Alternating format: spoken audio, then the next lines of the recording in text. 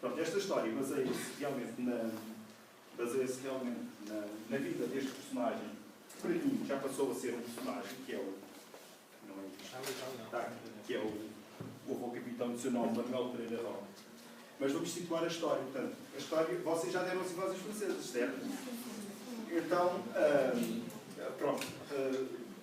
Basicamente, recapitulando aquilo que vocês deram, a primeira invasão foi no dia 30 de novembro, quando o Junot entrou em Lisboa, de 1807. Quem é que sabe porque é que os franceses invadiram Portugal? Foi porque os franceses emitiram uma ordem de bloqueio continental que nenhum país da Europa podia comercializar com a Inglaterra. Então, os franceses invadiram Portugal porque o Portugal não aderiu ao bloqueio continental. Muito bem. Ou melhor, a dizer a verdade, Portugal até disse que sim aos franceses. Disse que sim aos franceses, mas entretanto negociou com os ingleses, com quem temos uma antiquíssima aliança diplomática, de 1300 e qualquer coisa, portanto, a mais velha aliança do mundo é entre Portugal e a Inglaterra. E realmente, se Portugal, por um lado, disse aos franceses que sim, ia fazer o bloqueio continental, por outro lado, em cooperação com os ingleses, puseram a família real portuguesa a salvo ao Brasil. Portanto, esta foi a primeira invasão. As invasões francesas também se chamam a Guerra Peninsular, não é? Só para... Portanto, a segunda invasão foi em 1809, foi meio dúzia de meses, não é? Foi só no norte do país. Depois, a terceira invasão, que é a que nos interessa, começou no dia 1 de agosto de 1810 e terminou no dia 11 de abril de 1811. A parte da história, portanto, a parte desta história, que é mais ou menos metade do livro, retrata-se este período.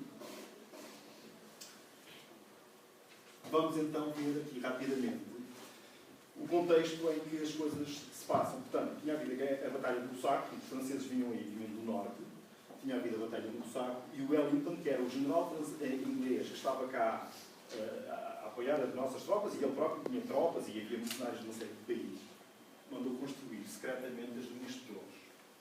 Aqui só estão duas, mas elas realmente eram 3 linhas. As linhas de torres, portanto, eram linhas defensivas que protegiam a cidade de Lisboa, a norte. Portanto, havia 2 a norte e uma a sul. A proteção a sul, enfim, é menos conhecida, mas também existia. Estas linhas, portanto, eram compostas por 152 fortificações e a distância são 60 km ou 13 léguas. Como é que foi construída esta linha defensiva? Estas 152 fortificações foram construídas no cimo de montes, de maneira que todas tinham contacto visual. Imaginem, está aqui uma, esta tem contacto visual com uma outra que está deste lado e uma outra que está deste. Portanto, na realidade, há um contacto visual ao longo de toda a linha, não em simultâneo, mas de fortificação para fortificação. E, portanto, as fortificações são construídas no cimo dos montes também por outro motivo. Porque, ao contrário do que acontece hoje, que a artilharia atinge qualquer coisa, há mísseis teleguiados, enfim, há uma panóplia de meios. Naquela altura, digamos, a guerra era feita com a força da pólvora. E a artilharia eram canhões, não é? Os canhões tinham um problema, que era o ângulo de inclinação. O ângulo máximo que aquilo tinha, imaginem que era 45 graus, eu acho que não era tanto. Mas, quanto mais levanta, mais curto é o tiro, não é? Quanto mais o canhão levanta, menos alcance tem.